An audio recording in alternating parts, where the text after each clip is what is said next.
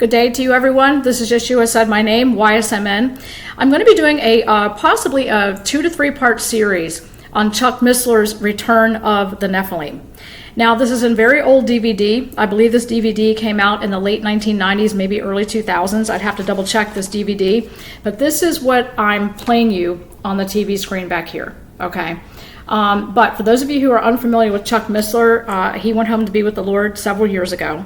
However, the Lord was enlightening him even years ago about this Nephilim topic, the fallen angels, the UFO phenomena, the powers and principalities, thrones and dominions that are coming into this world at the end of the age and deceiving mankind. Remember in yesterday's video, when I was at my son's house, one of my son's homes, I told you that these fallen angels are coming back with a different agenda in our time. And the Lord was not exaggerating in Matthew 24 when he stated, as it was in the days of Noah, so shall it be at the coming of the Son of Man. Everything, the sin, the violence, the hybrid offspring, I believe Satan is building an army in this world to fight Christ when he returns. And why do I believe that? Because of the book of Revelation. It tells us that these beings work with the kings of the earth. We're told this in the book of Revelation. They go out to the kings of the earth to work with them. Why? Because they're putting technology and abilities into the hands of the kings of the earth. Satan is building an army here because Revelation clearly states that Satan wants to make war with Christ when he returns to this world. And I believe that's part of the reason of the second incursion of Nephilim hybrid offspring. I believe the first incursion was to corrupt the human genome, the human DNA pool, so that the line of the Messiah would not be produced. When Christ pronounced enmity between two seeds in the Garden of Eden, in the book of Genesis, he told Satan, I will put enmity between your seed and the seed of the woman. Well, obviously, God was pronouncing two seed lines. One was the Messianic seed line, and the other was the Satanic seed line, or the Nephilim hybrid seed line. Now, Satan tried to corrupt the seed line to prevent the Messiah from being born. He failed. Now I believe the second incursion is his attempt to create a hybrid offspring army. And I believe some of those are even the Sasquatch that are in the woods now. And I've proven to you on this channel they exist. And I may be going back out to Pawnee Run Park. I'm praying on that right now. I'm not sure if the Father wants me to, but I'm going to continue to seek him on that. I don't want to be not enjoying what God gave me to enjoy. I love the park. I love taking walks there. So I don't want to let that stop me, but I'm also seeking the Father about that because I need to use spiritual wisdom if I go back there again. I've proven to you, based on my own footage, my own boots on the ground work, that these beings exist. When God created beings that are visible and invisible, I've proven this to you on this channel through video and through pictorial evidence, okay? So what I find interesting is that, Revelation tells us that in the last days that the kings of the earth working with these beings will make war with Christ when he returns. So Satan obviously believes he has a winning chance. We know he doesn't. Those of us who are born-again believers know the end of the story and know he loses the battle. However, he obviously believes he has a chance, and I believe that is why. If somebody were to ask me, well, why this second incursion of modern Nephilim? I truly believe it's because Satan is trying to build an army in this world to combat Christ when he returns. Now, these Nephilim have been exposed, both on this channel, Scott Carpenter's channel, L.A. Marzulli's channel, as being half human and half unknown in GenBank. The father's DNA can't be traced anywhere on this earth, yet the mitochondrial mother's DNA is human. Does this not remind you of the days of Noah? And it's been proven, even on Scott Carpenter's books, on his channel, that these beings are a mixed hybrid offspring. And we are living, I believe, in what Christ foretold as in the days of Noah. And we're seeing this incursion coming back. Now, I expose these beings to you. Now, I will admit something to you that I was thinking about this morning.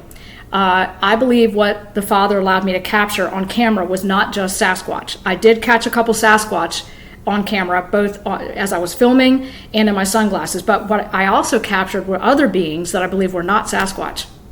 I don't know if they were spirits, if they were powers and principalities that serve the enemy, serve the Lord, but I obviously captured other things on my film, okay, and in my sunglasses besides Sasquatch. I captured a Sasquatch sitting on some wooden stairs in one of my videos and in one of my trail walks, okay, that a brother sent me pictures of. And in my sunglasses. But there are other videos that I've shown you where I've captured beings that don't look like Sasquatch to me, captured in the refracted light lens, like in the lenses of my sunglasses that were on top of my head. So, I challenge you to take a look at that in the community/post section of this channel. I've put all my pictures up there. As a matter of fact, I forgot to mention to you guys, I found another face in another video that I did, okay, in my sunglasses, in the opposite lens. So my lens over here showed the faces, the 3 faces I showed you on the channel in the post and community section. And my other lens, I went and took a look at that, and I found another one. And to me, the faces I was seeing in those sunglasses were not Sasquatch. They were some kind of other entities or beings of some kind. However, I did catch at least 2 Sasquatch, thanks to subscribers bringing it to my attention. Things they freeze framed and put through filters for me and sent me through email that are definitely, I believe, what we call Bigfoot. I think Bigfoot is a nickname for modern day giants. Okay, Bigfoot is another way of saying a giant. All right, so compared to human sizes and strength, these things are giants. They're anywhere from like 12 to 15 feet tall in some cases. So what this video is about, however, is about the reincursion of the Nephilim, the UFO phenomena that Chuck Missler describes. And what I want to tell you is that this is going to continue until the end of the age. And it's only going to get more prevalent, in my opinion. And, it is not going to go away. And I believe that the body of Christ needs to be aware of what's going on in the heavenly realms. We need to take Christ literally when he said there'd be fearful signs in the sun, moon, and stars. We're seeing that now. Things that are coming on the earth, I've exposed them to you on this channel, what I have found at Piney Run Park in those woods. I've exposed it. They're there, visible and invisible, okay? So what I'm saying is that I thank the Father for his protection over me. I honestly want to thank you for praying for me. But what I'm doing on this channel is exposing these beings for what they are. They are not aliens and they are not gods, okay? They are coming back with the world's greatest deception. And like Christ said in the scripture, if it were possible, even the elect, his own children, could be deceived. It's going to be that good. It already is that good. So I'm on this channel with the Father's permission, and I pray before every video. I ask him to give me the words. Father, give me the insight. Please protect me.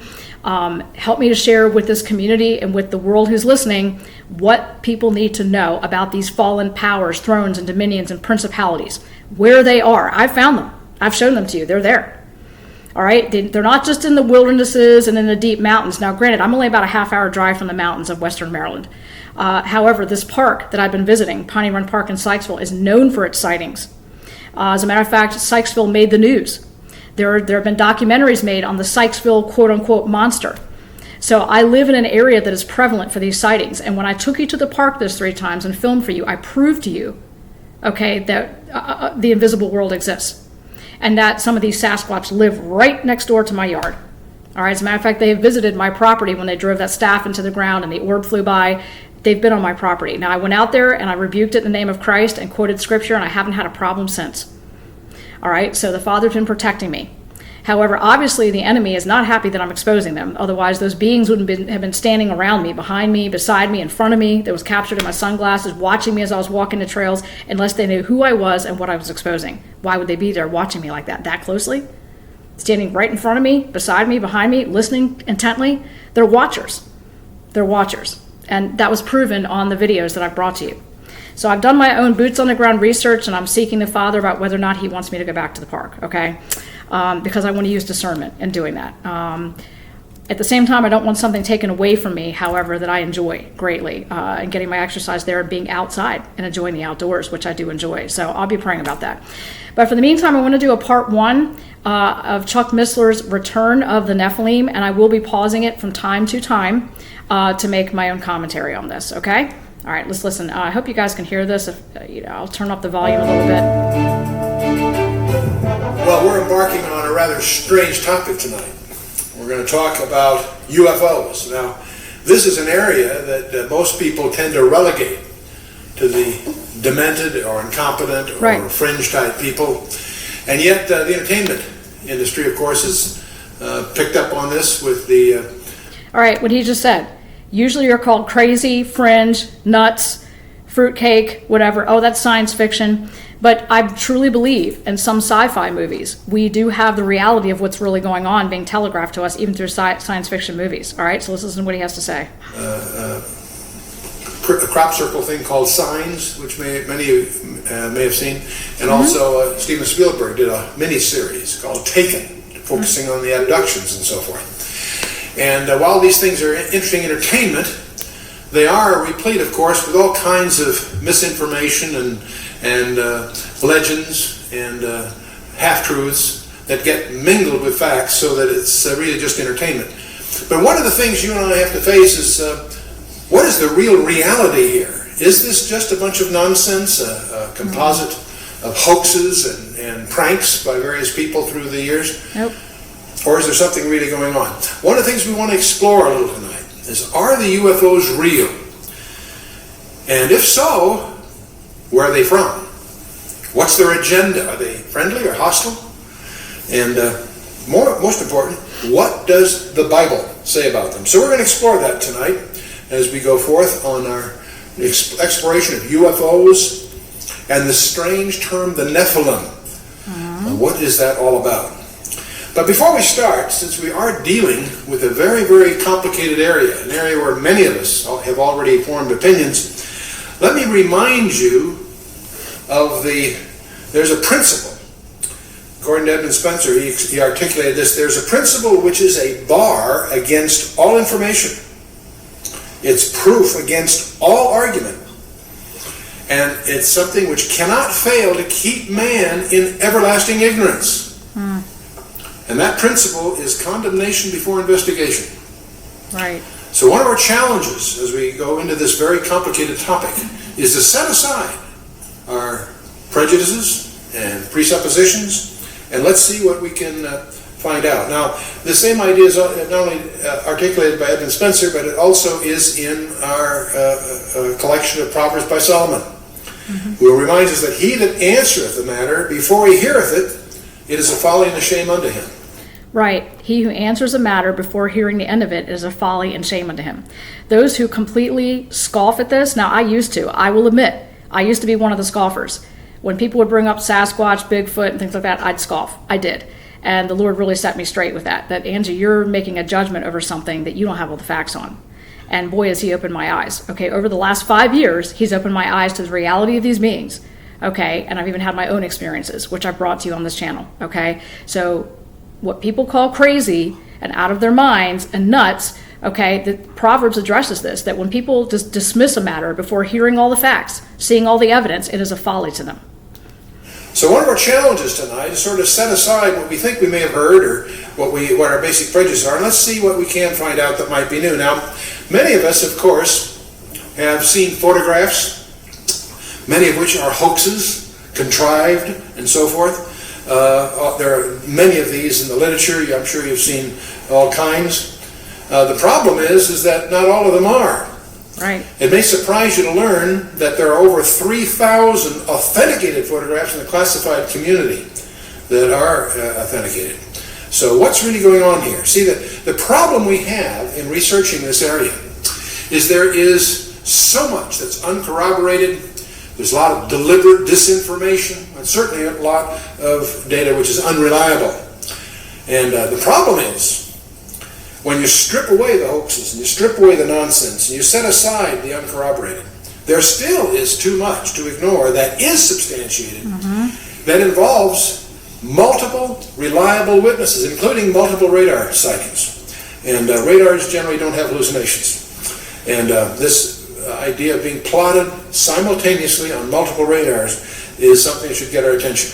And now, give you one example. Back on June 18th of 1997, there was a strange vehicle that appeared over Phoenix, Arizona. In fact, went over most of the state at about 30 miles an hour, which is very slow for an airborne vehicle. There were some that said they felt they could have hit it with a ball that seemed that close as it went over. And it created quite a stir. And on March 13th, there were sightings all the way from Casa Grande and Chandler, all the way up through the northern part of the state, Prescott and so forth. So it wasn't just a local phenomenon, and it created quite a stir. Now, the governor of Arizona made a big mistake by treating a press conference the following morning lightly. I saw that. Yeah. And didn't go over very well because people were upset because they were getting stonewalled by the government. Even though there were denials by the Air Force, they saw the fighter jets sortie after them and so on, so it created quite a stir. It wasn't picked up in the national media. It was picked up, of course, substantially in the local media, that is in the state of Arizona. And one of the things that's strange about this is that it happened in March of 1997. It didn't show up until June 18th. And for what's strange to me is not just the event that happened in March, but there was no word about it in the national media. But then for some reason, no obvious reason, on June 18th, it was on the front page of USA Today. That's where this picture came from. It was on NBC, CBS, CNN, all the major networks had this brief comment about what happened. What was puzzling about it didn't happen on June 18th, it happened back in March. And I haven't been able to determine what triggered the news media to make it a big event at that time. It's one thing it does demonstrate is how the news is managed, because all the networks pick it up at the same time for no ostensible reason. But as we talk about these kinds of things, sooner or later we have to focus on the Roswell incident. And many of you realize that approximately July 4th, a few days following maybe, some object, that's in 1947. Let me stop it here for a second. Roswell. Now, I've had my own thoughts about this and prayer with the Lord. I'm going to tell you what I feel happened at Roswell. I don't believe it was some accident, okay? These powers and principalities, thrones and dominions did not accidentally crash their vehicle or their chariot of fire or their UAP into the desert in Roswell by mistake. Like I said, in Revelation, we are told that Satan is going to make war with Christ when he returns, using the kings of the earth along with him, and even the return of the Nephilim as armies in this world. We're told this in Revelation. I believe this technology and this incident was purposely planned by Satan, by the enemy, to put this technology into our hands. Now, if you notice, for thousands of years, man has not had laptops, televisions, space travel, satellites, jet planes, cell phones, all this technology that we use until after the Roswell incident. Computer chips, fiber optics, okay, after the Roswell incident. Then, all of a sudden, the sci-fi industry kicked in. All the Star Wars, Star Trek, all the sci-fi movies started kicking in after the Roswell incident. We were thousands of years with candles and oil lamps and horses and walking on foot to where we are today. Cars, planes, jets, satellites, orbiting the Earth in a space station, you name it. Televisions, laptops, cell phones, in 100 years? See, this is where I believe Roswell, people were retro-engineering things. I think this is where we get computer chips from, our modern fiber optics from, some of our technology that we use today. I think this was deliberately placed into the hands of man by the enemy because he wants to build an army here to make war with Christ when he returns. Satan knows his time is short, and he's going to try and put technology into the hands of man and the kings of the earth so he can build an army here, and not only an army with the kings of the earth, but also create more Nephilim offspring, hybrid mixed beings, to make his own army here because he's outnumbered, and he knows it, and he knows his time is short. But isn't it interesting that for thousands of years, all we had was candles and oil lamps and horses and carriages. Now we're where we are today in less than 100 years. And a lot of this started happening after the Roswell incident. And this is just my opinion, okay? After praying about it, I feel like this was deliberately placed, strategically placed by Satan in the Roswell desert to put into the hands of the kings of the earth this technology and this knowledge. Because Satan knows his time is short, we're at the end of the age, and he's trying to build an army now and get resources together now because he knows Christ is returning to this world very soon. That's just my opinion. But I do not believe this Roswell incident was some accident. I'm sorry, powers and principalities that are that supernaturally capable do not accidentally crash into the earth. This was placed there strategically, I believe, by the enemy. And it was the beginning of putting the enemy's technology into the hands of the kings of the earth to make war with Christ when he returns. That's just my opinion after praying about it. Some object landed near Roswell, New Mexico. And Sheriff George Wilcox contacted the Roswell Army Airfield regarding wreckage that was discovered on Max Brazel's ranch in that area. The Army seals off the area and confiscates everything that was there. And on the 8th of July, Colonel William Blanchard, who was commander of the 509th Bomb Group, that was our primary atomic bomb group in those days, he issued an official press release stating that the wreckage of a crashed disc had been recovered. Now, this press release went out early enough on July 8th to be picked up by 30 newspapers across the country. And so it is. And this is a snapshot of what it looks like. The RAAF captures flying saucer on ranch in Roswell region and so forth. And no details of flying disc are revealed, etc., etc. Except within hours, something very strange happens. A second press release, which had tried to rescind the first one, was issued from the office of Brigadier General Roger Ramey, who was commander of the 8th Air Force. He resides at Fort Worth Army Airfield in Texas, which is about 400 miles away from the incident. But within hours, General Ramey issues a countermanding release, and he claimed that Colonel Blanchard and the officers of the 509th at Roswell had made an unbelievably foolish mistake that somehow they incorrectly identified a weather balloon and its radar reflector as the wreckage of a crashed disc. Now, frankly, everyone that heard this, that thought about it a little bit, realized that was just a very contrived cover story. Yep. And this press release, in effect, hit the next day by General Ramey, caused, it was in effect a denial. Did not explain why they confiscated everything, why the whole subject has been classified to this day. And now what that really did, this absurd cover story, frankly, just fueled the 50 years, the intervening 50 years of conjectures and all kinds of anecdotal testimonies of people who were involved peripherally. All kinds of stories have been echoing throughout this half century that's transpired since July of 1947. Yeah. And the stories typically maintain that there were 4 alien occupants of this disc. That for 3. Now, these supposed quote-unquote aliens, I believe they are fallen ones. John speaks in the book of Revelation of beings that look like frogs that work with the kings of the earth. They look like frogs. What does that remind you of? Today's modern-day grays, possibly?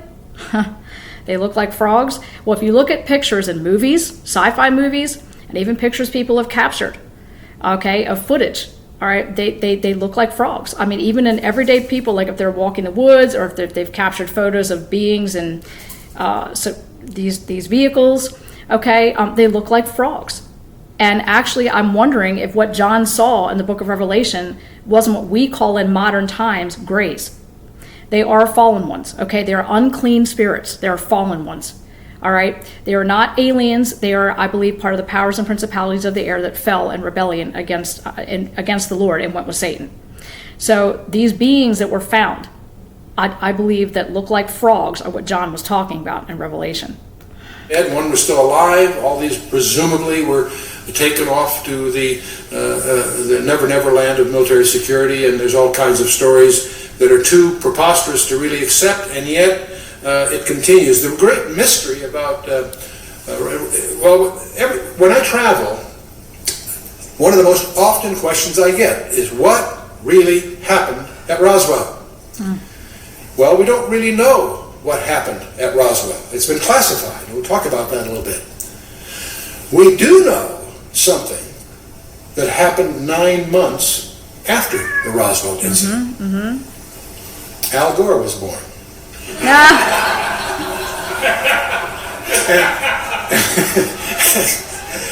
And it turns out he really was. The Roswell incident occurred nominally about the days following July 4th in 1947. His birthday is March 31st of 1948, and that makes a cute quip, because every audiences always seem to enjoy that kind of a crack.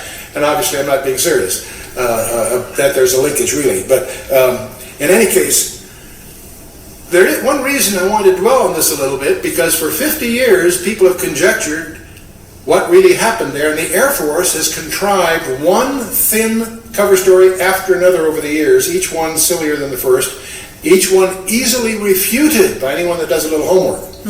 So you wonder, why is this thing still classified? Several presidents. Now, I want to state, okay, for those of you who don't know me and know my history, okay, I used to work for the government years ago. I held a top secret TS SCI clearance. He's not lying. I'll leave it at that. I cannot say any more than that. However, I no longer work for the government. I have not for several years now. But I, at one time, held a top secret TS/SCI clearance, and I can tell you he is telling the truth. So I can't get into anything else other than that. The people I used to work for, I promised I would not ever disclose information of anything that I did. But what I'm saying is, I will say this. I used to work for the government. I held a TS/SCI clearance. I was a supervisor. As a matter of fact, I was a supervisor for the government, all right, with that clearance for almost 2 years. And he's not lying. I'll leave it at that. I can't say anything more. And half a dozen congressmen have tried to crack the security surrounding Roswell to no avail. What could have happened there? It's compartmentalized. When I worked for the government, it was a need-to-know basis. There were those of us with clearances that were denied access to certain things. Now, I had access to certain things and information that other people didn't have. Why? Because it was compartmentalized. Okay? That's why. Is still to this day regarded as an item of national security. And now, interestingly enough, just in the last few months, there appears that we now have what some people would call the smoking gun. There is some tangible evidence that's finally emerged that there was a crash of some kind, and it did have victims of some sort. You see... Now, Grush, when he gave his testimony in Congress, said there were non-human biologics found, okay, even in our time, with crashed vehicles, crash and retrieval programs that the government is doing. They said, I think Ryan Grush was the one during the congressional hearing that said there were non-human biologics found in these vehicles. I believe these are the beings that John was talking about in the book of Revelation. When General Ramey at Fort Worth issued that cover story, the press was present, and many pictures were taken. And James Bond Johnson of the Fort Worth Star-Telegram was among them. And on July 8th, he took a photograph, which a number of the photographs happened to show General Ramey clutching a sheaf of papers in his hand that apparently was a communique to Washington, D.C. And he happened to have it in his hand while he was going through this explanation and demonstrating that this really was a weather balloon. They had some props there that they showed and so forth. Well, it turns out that was in July 47. Since 1947, we've made a lot of progress in digital imaging technology. And this sheaf of paper that was photographed was analyzed with a digital photo scanner and enlarged and enhanced the words printed on the folded piece of paper. And then using a program for digital enhancement and analysis, it's now been reported on Associated Press on November 22nd of the year 2002 that David Rudiak was able to identify several key phrases on that sheaf of paper that General Ramey was clutching during that press conference. There's a phrase, the victims of the wreck, and also the phrase, in the disk they will ship. Lots of other words that were hard to, more conjectural is what they said, but the point is, here's a communication in his hand going to Washington that speaks of victims of the wreck and it speaks of a disc that they're going to ship. While he's covering the story that Colonel Blanchard was all mixed up, this is just a weather balloon. So finally, the UFO researchers have something tangible to go on, because up till now, it's been a spooky thing.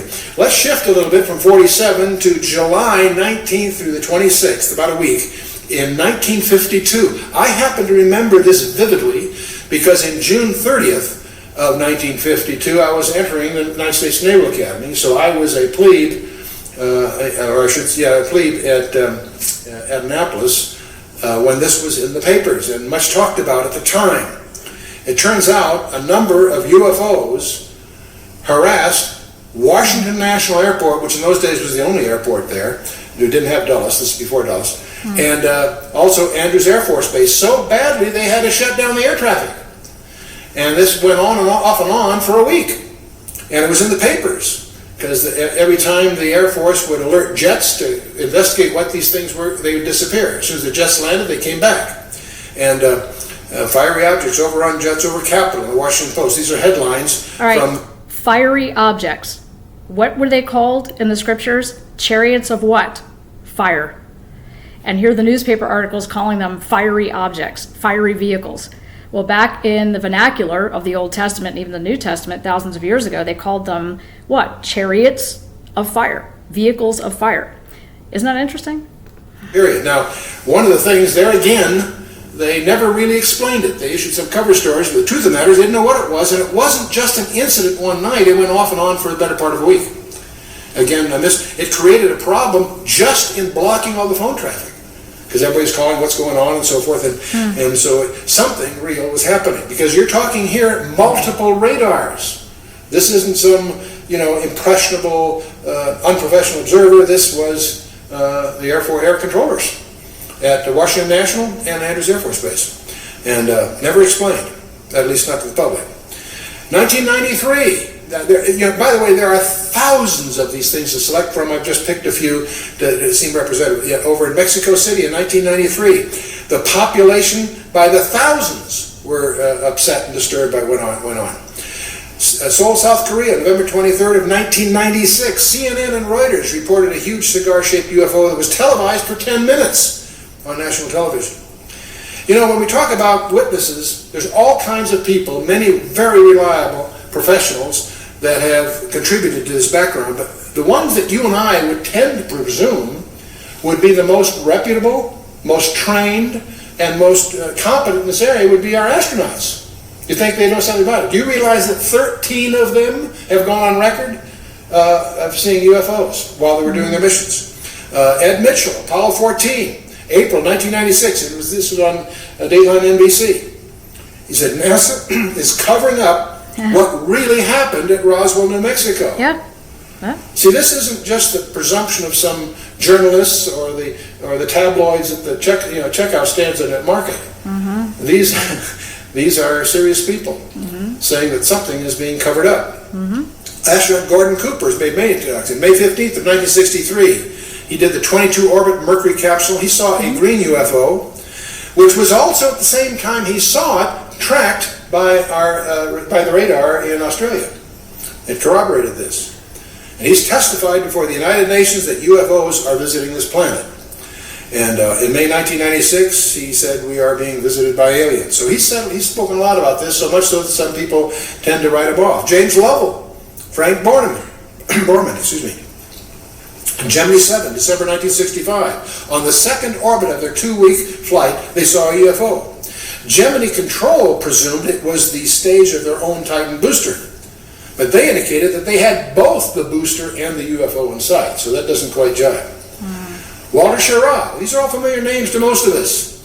Mercury 8, 1968.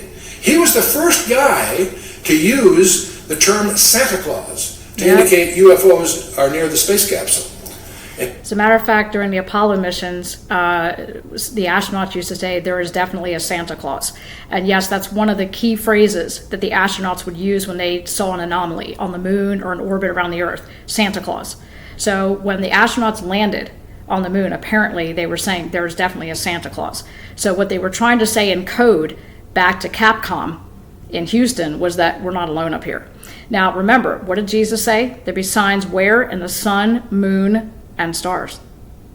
People, as a matter of fact, when those astronauts came back from their Apollo missions, they looked troubled to me. If you look at the interviews they did after they came back from the moon, they did not look like men who were happy that just came back from an adventure of setting foot on another world, did they?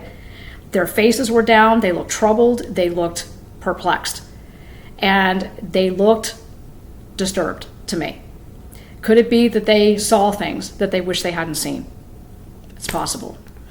So this was about December, so everybody thought that this was just a cute quip, but it was a code word. And it was later in 1979, Maurice Chatelain, the chief of NASA Communications, confirmed that the Santa Claus phrase was a prearranged code word to deal with the UFOs without alarming the public. And Neil Armstrong, Buzz Aldrin, these familiar names to you? Right here. Are these guys competent? On Apollo 11, July 21st, 1969, both apparently saw lights in and on a crater, and there are unconfirmed reports that there were other spacecraft there. Some of this is classified, gets classified quickly, so we're treading on dangerous ground. But they have said 2 large objects were watching them. And Armstrong is quoted in some reports of a CIA cover-up. Now those reports get squelched, of course, so it's hard to separate what was just urban legend and what really happened. But if you go to Ed White, James McDivitt, James Lovell, Borman, Chirac, Gordon Cooper, these guys have all reported UFOs. Neil Armstrong, Apollo 11, Buzz Aldrin, Apollo 11, Ned Mitchell, Apollo 14, and on it goes. And one of the most interesting ones is John Blaha. He was a veteran of 5 space shuttle missions. He also was a relatively recent resident of the Russian Mir space station. This a few years ago. March 24th of 1989, an amateur radio operator picked up an intercept said, "Houston, this is Discovery. We still have the alien spacecraft under observation." Houston, we still have the alien spacecraft under observation. Now you can watch this on YouTube. There's actually videos out there showing Discovery, the shuttle Discovery, radioing Capcom in Houston saying, "Houston, we have the alien vessel under observation." Okay. Now I think it was, if I'm remembering correctly, somebody intercepted that communication with Capcom and Discovery. That was not supposed to be heard by the public, but somebody picked up on it and it leaked out. And very impressive to listen to that soundtrack and hear the familiar voice say these rather strange things. So UFOs, we could go on and on. The main point I'm trying to do at this point is just indicate there are some people that you would consider competent and reliable in multiple names that are reporting these things are real. And I would not attribute all of these to hallucinations or being impressionable or what have you. In fact, if you start looking into this area as an area of research, you'll find it extremely difficult because there are 6,000 professional publications in English alone that deal with this. There are 2,200 foreign publications, 1,350 UFO-related periodicals. And some of these, if you look at the books in the library, there are over 700 books that deal with UFOs just in the period from the 17th century to the First World War. The Second World War.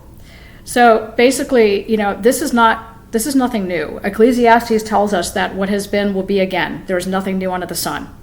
The Lord himself said, again, as it was in the days of Noah, so shall it be the coming of the Son of Man. This is nothing new. I think they're becoming more visible because we're at the end of the age. And people are having more and more sightings and experiences. Now, what I want to reiterate again on this channel is I believe in powers, thrones, dominions, and principalities, angels, both fallen and honoring God. This is where I think this phenomenon is coming from. Okay? When they call themselves aliens and gods, I don't fall for it. I believe they are the powers and principalities of the air that are working with Satan to deceive the world into the coming great deception. That's what I believe. From 1650 to about 1945. There are over 300 books prior to the 17th century that deal with UFOs in the ancient times. So what on earth is this all about? They've done polls. Do you realize that 57% of Americans, according to the polls, believe in UFOs? That doesn't make them real, but it says there's some phenomenology that must be real, even if just perceptions. 15% of Americans believe they have seen a UFO. How many of you in the audience have seen a UFO at one time? I have a couple times. We're not going to take names. I just care. Okay. Here's the shocking one. This blew me away when I first read into it. Somewhere between 1 and 3%, various polls agree, somewhere between 1 and 3% of Americans claim that they have had an abduction experience. That's over 5 million people, or in that neighborhood. Not a few thousand deranged people, not a few, disaffected. This is, we'll talk a little more about this. And why are they being abducted? Well, if we're living like in the days of Noah, it's all about DNA and genomes. It's all about creating modern hybrid offspring for the enemy. That's why these people are being taken. That's why their DNA is being extracted. It's just like it was in Genesis chapter 6. No different. We're here again at the end of the age. A very, very disturbing phenomenon in the counseling profession. Now, part of the problem with the UFOs is they have some paradoxical behavior. On the one hand, they're seen by multiple competent witnesses. They are plotted on radar, sometimes multiple radars simultaneously. They leave tangible traces on the ground, sometimes radiation, evidence of burning, and other things. So they are apparently real in the sense of being physical, on the one hand. There are photographs. Sometimes they show up on photographs, sometimes they don't. But here's the problem. They do, while they seem to be tangible on the one hand, they exhibit behavior that can't possibly be physical. They can go in excess of 6,000 miles per hour without sonic boom. So what on earth does that mean? Like to know how they do that trick. They've been plotted making right-angle turns at over 16,000 miles an hour. That defies the laws of physics. Yep. Yeah. That's now the more and perhaps the most disturbing thing of all, they appear to have the ability to materialize and dematerialize without a trace. Now, these Sasquatch beings that I've been exposing to you on this channel lately, with my walks at Piney Run Park and the videos I've done for you and the pictures I've uploaded, these hybrid beings, okay, I believe have some of the genetic qualities of their fallen angel fathers, and I believe they do have supernatural abilities to cloak and be invisible. I've proven that to you. They were invisible beings, entities, both Sasquatch and otherwise, standing there watching me when I was filming for you, and right in front of me, and I couldn't see them. So I believe, yes, that they have these capabilities. Their craft do as well. Like the Lord said, he created things both visible and invisible, and I believe the invisible, the Father is now making known to his children so we can expose them for what they are. I truly do believe that. The Father's making it known, and his children are catching on thanks to his Spirit. The great mysteries of the UFOs isn't seeing them, is trying to figure out where are they when you don't see them. Cloaked. Some people say, well, they're from another galaxy. Most physicists will debunk that for lots of reasons. They seem to pose that way, but for lots of, if there are that many coming from another galaxy, you think you'd sense the traffic.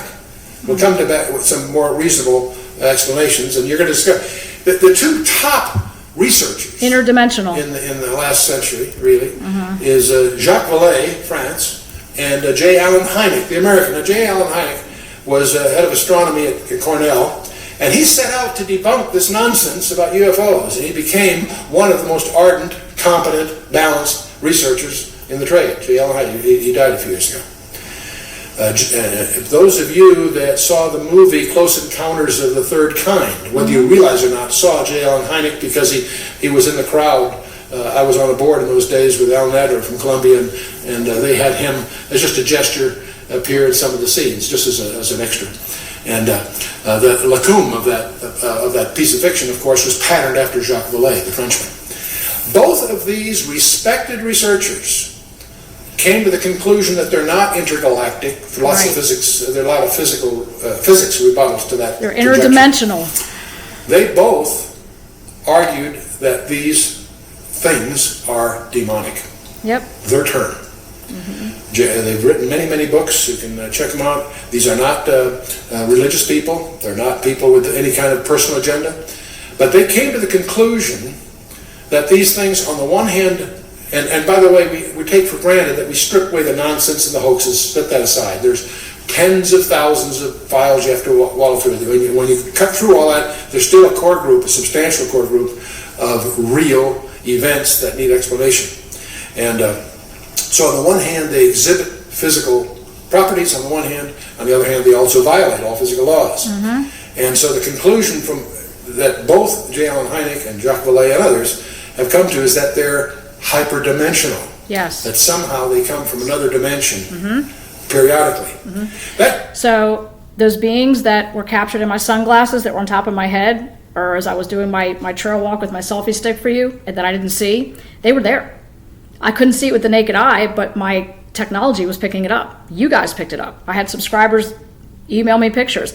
I found them in my sunglasses after the Holy Spirit put it on my heart to check my sunglasses, which never would have occurred to me on my own. So what I'm saying is that these beings have the ability to be invisible, but be right there next to you, and you don't even know it. Us now to stand back a little bit and do a little tutorial on hyperspaces. And we're going to get into why we feel that the Bible is an authenticated message of extraterrestrial origin in the first place. Yes. Now I'll stop it right there, because this is part one. The Bible, he's correct. This is in the scriptures. So if somebody comes to you as an unbeliever and says, oh, you Christians don't know what you're talking about. These beings are exposing themselves. They're being made visible. How can you argue your case for God? The Bible doesn't talk about all this. Yes, it does. Jude spoke about it. Okay, the book of Revelation speaks about it. Ezekiel speaks about it. Genesis chapter 6 speaks about it. The Lord does not hide this from us. It is all in the scriptures. That's why I'm trying to help equip the body of Christ to give an answer to the unbelieving world about these beings, where they're coming from, what they are, what their true agenda really is, and to expose them. Okay? Genesis 6, Jude, Revelation, Ezekiel, all of these. Okay, even the book of Enoch, which I believe the Lord led me. Okay, the Lord led me to study as a good companion book to Genesis chapter 6. And the book of Jude, and Ezekiel, and Revelation about these beings. So this will conclude part 1 right now. As a matter of fact, the video you're watching comes from this DVD right here, from Chuck Missler, Return of the Nephilim. And you can order this online for yourself, okay? I don't think it's that expensive, but in case it is expensive for some of you, I wanted to present it for you, on the channel here for those who may not have the funds to purchase it.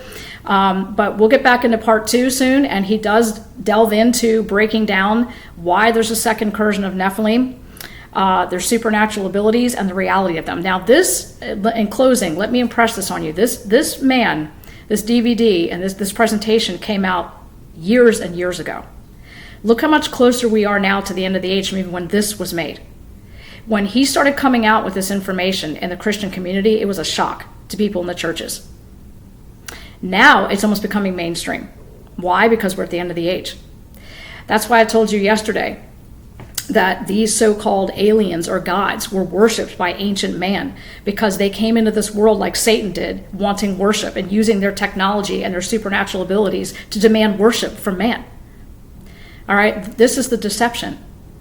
And I believe it's coming again. And if we see these beings surface more openly in these last days, which I believe they will, and this is what's going to cause men's hearts to fail them for fear for what is coming on the earth, fearful signs in the sun, moon, and stars, and things that are coming on the earth. You're talking hybrid beings on the earth again. I've exposed them to you here. I've shown you pictures. They are there. I've shown you powers and principalities that were invisible in front of me, but my technology picked it up. Okay?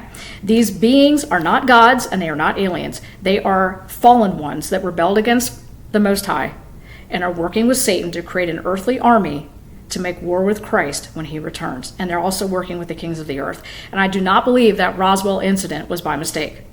I believe Satan purposely and strategically planned that at this time in the age to put that knowledge into the hands of the kings of the earth because he knows his time is short. Part 2 soon, Lord willing. Thank you for listening. Thank you for subscribing. God bless you. Keep your eyes on Christ. We know the end of the story. We know who wins. Greater is he who is in you than they who are in the world. God bless you, and part 2 to come soon.